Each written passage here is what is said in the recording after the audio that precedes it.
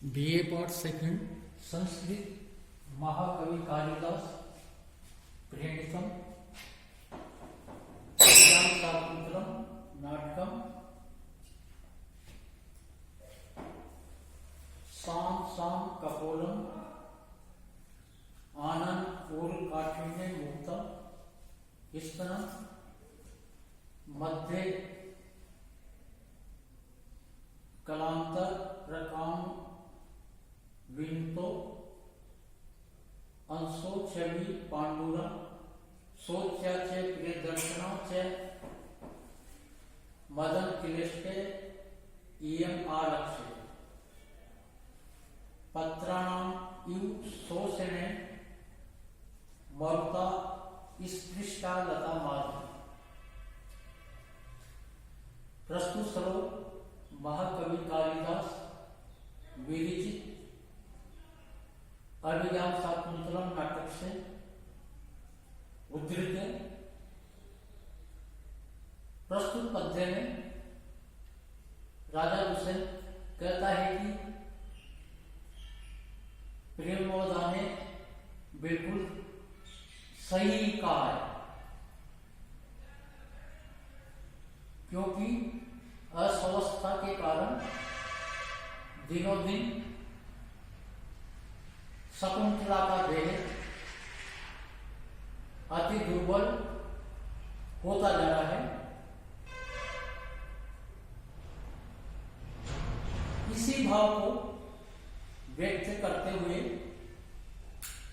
राजा कहता है कि आनंद साम साम कपोला, इसका मुख मंडल अति दुर्बल कपोलों वाला है। पूर्व काठिन्य ने मुक्त स्तन वक्ष स्तर कठिनता से रहित स्तनों वाला है। मध्य क्रांतर, इसका कटी प्रदेश अतिशील है। अंशो प्रकार मीटो, इसके दोनों कंधे झुके हुए। छवि पांडुरा संजाता, इसके देह की कांति पीली हो गई है। पत्राणाम शोषण मरुता स्पृष्टा, पत्तों को सुखाने वाली वायु से स्पर्श की हुई माधवी लता इव मदन क्लिष्टा, वासंती लता के समान काम संतप्ता एवं सोच्याचे प्रिय दर्शनाचे आरक्षते, कि ये सोचनीय और देखने में प्रिय लगने वाली दिखाई पड़ रही है। प्रस्तुत पद्य में राजा शकुंतला का कथन सुनकर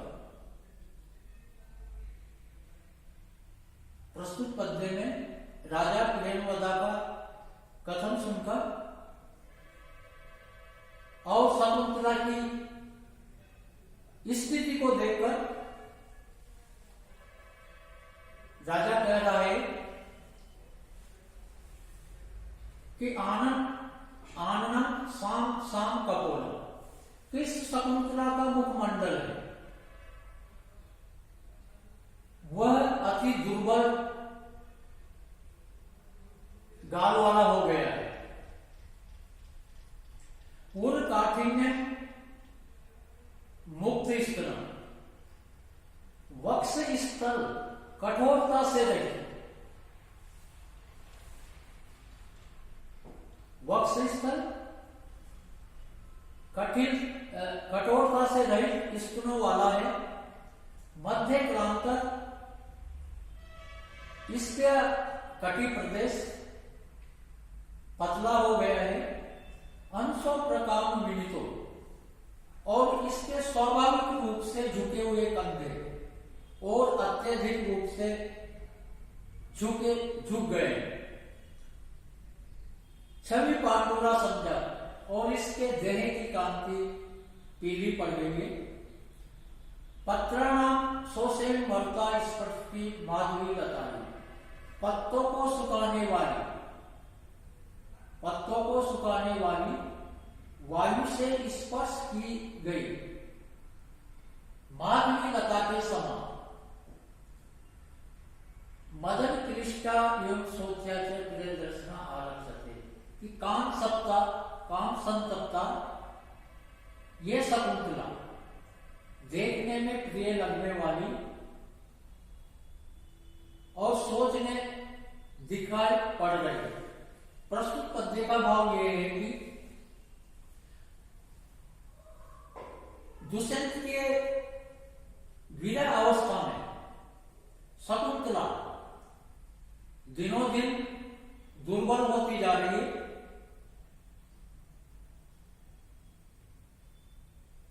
उसकी सखियां उसकी मानसिक व्यथा का कारण पूछती है। इसी स्थिति को देखते हुए राजा दुष्यंत कह रहा है कि इसकी दोनों सखियां कह रही है वो बिल्कुल सही है, क्योंकि इस शकुंतला का मुखमंडल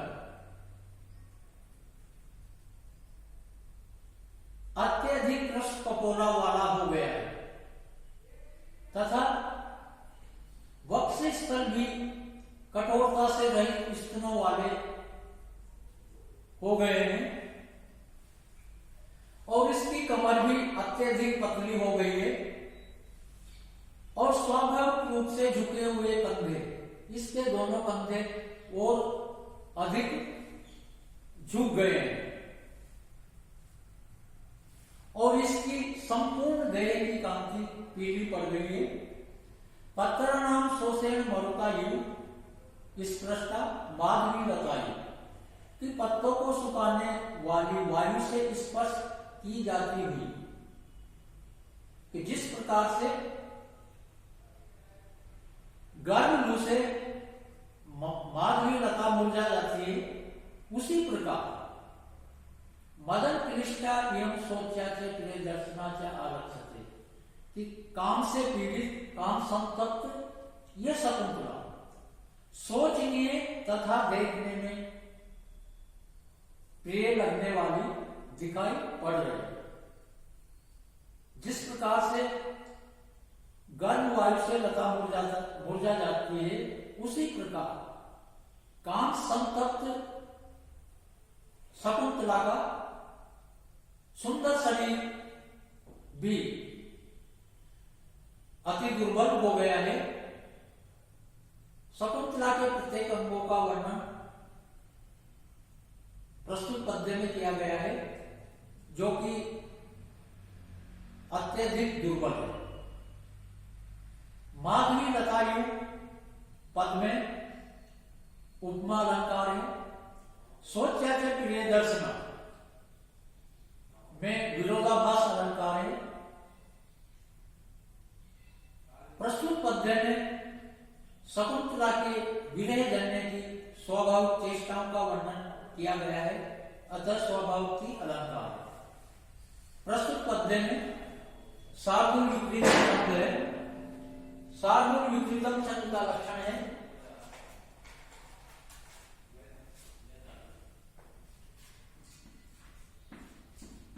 सार्वूल विपरीतम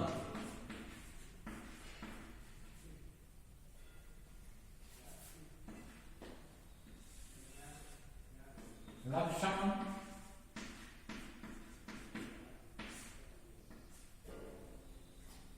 सूर्य अस्मे मसजा सतता स गुरुव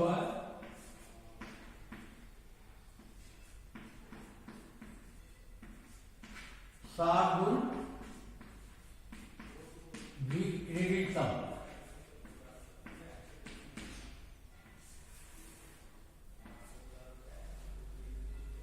शार्दूल विकीर्तन छंद में प्रत्येक चरण में 19 वर्ण होते हैं। प्रत्येक चरण में गणों का क्रम मगन, सगन, जगन, सगन, तगन, तगन और अंत में एक गुरु वर्ण होता है। शार्दूल विकीर्तन छंद में यदि 12 और 7 पर होती है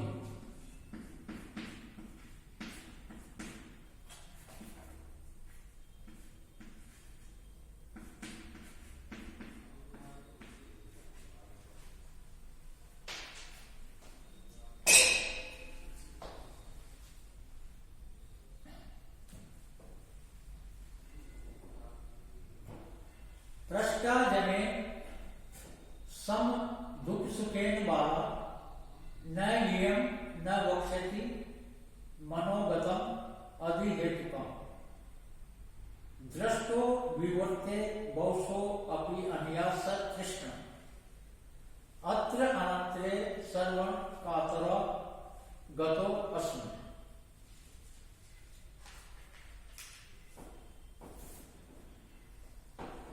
सम दुखे दुख सुखे जने पृष्ठा यम बाला मनोगतम आदि हेतु न वक्षति इति न अन्या बहुश विवर्ते सत्कृष्णं दृष्टि अपि अत्र अनंतरे सर्वं कातरतां गतः। शकुंतला की दोनों सखियां शकुंतला से आग्रह करती है कि तुम्हारी दुर्बलता और मानसिक व्यथा का कारण क्या है। ये पूछने पर शकुंतला कहती है कि मैं तुमसे न कहूंगी तो और किससे कहूंगी। अब मैं तुम्हारे लिए कष्टदायिनी ही बनूंगी। इस बात को सुनकर राजा दुष्यंत कहता है कि सम दुख सुखे जने पृष्ठा युग बाला, सुख और दुख में समान भाव रखने वाले जने पृष्ठा युग बाला कि इन सखियों के द्वारा पूछी जाती हुई ये कन्या मनोगतम आदि हेतु न वक्षति, हृदय स्थित मानसिक व्यथा के कारण को न वक्षति अर्थात न कहेगी, अर्थात अवश्य कहेगी। अन्या बहुश विवर्ते सकृष्णम दृष्ट अपि कि इसके द्वारा अनेक बार मुख घुमाकर देखा हुआ भी मैं, इसके द्वारा बहुत बार मुख घुमाकर तृष्णा के साथ देखा हुआ भी मैं, अत्र अनंतरे सर्वण कातरा गतो अस्मि कि इस अवसर पर मैं इसके मुख से सुनने के लिए अधीनता को प्राप्त हो गया हूं। प्रस्तुत पद्य में सखियों के द्वारा पूछी जाती हुई शकुंतला का उत्तर सुनने के लिए राजा दुष्यंत अधीर है। उसके मन में ये विचार आता है कि इसकी व्यथा का कारण ये क्या बताए। इसी का भाव प्रस्तुत श्लोक में व्यक्त किया गया है। सब दुख सुखेन जनेन पृष्ठा येम बाला मनोगतम आदि हेतु न वक्षति इति न। दुख और सुख में समान भाव रखने वाले कवियों के द्वारा पूछी जाती हुई ये कन्या अर्थात शकुंतला हृदय स्थित अपनी मानसिक व्यथा को न कहेगी ऐसा नहीं, अर्थात यह शकुंतला अपने मानसिक व्यथा के कारण को अवश्य कहेगी। अन्य बहुश विवर्ते सतृष्णम दृष्ट अपि कि इसके द्वारा अनेक बार मुख घुमाकर तृष्णा के साथ इसने मेरे प्रति प्रेम भाव अभिव्यक्त कर दिया गया था, फिर भी अत्रा अनंतरे श्रवण कातरा गत अस्मि, लेकिन इस अवसर पर यह सुनने के लिए मैं व्याकुल अर्थात अधिकता को प्राप्त हो गया हूं। वैसे शकुंतला ने राजा के प्रति कई बार प्रेम भाव अभिव्यक्त कर दिया गया है, लेकिन राजा के मन में यह है कि मैं इसके मुंह से सुनने के लिए अधीर हूं अर्थात व्याकुल हूं, अर्थात शकुंतला की मानसिक व्यथा का कारण क्या होगा, क्योंकि आग्रह करने पर उसकी दोनों सखियां कहती है कि इस स्निग्ध जनों में बटा हुआ दुख कष्ट कह देने से सहन करने योग्य हो जाता है। प्रस्तुत पद्य में बाला पद आए हैं। बाला पद से तात्पर्य है क्योंकि वो जो शकुंतला है उसके मन में कोई छल कपट नहीं है, अर्थात उसकी मानसिक व्यथा का कारण वह सच ही बताएगी। प्रस्तुत पद्य में वसंत तिलका छंद है। वसंत तिलका छंद का लक्षण है उक्ता वसंत तिलका तबजा जगोग।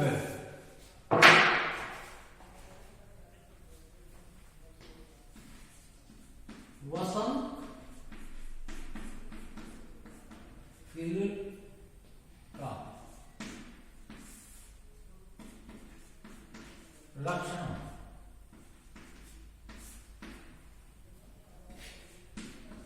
मुक्ता वसंत तिलका समझा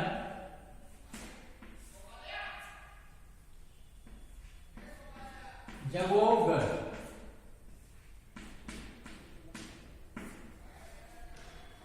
वसंत तिलका छंद में प्रत्येक चरण में 14 वर्ण होते हैं। प्रत्येक चरण में गणों का क्रम तगन, भगन, जगन, जगन और अंत में 2 गुरु वर्ण होते हैं।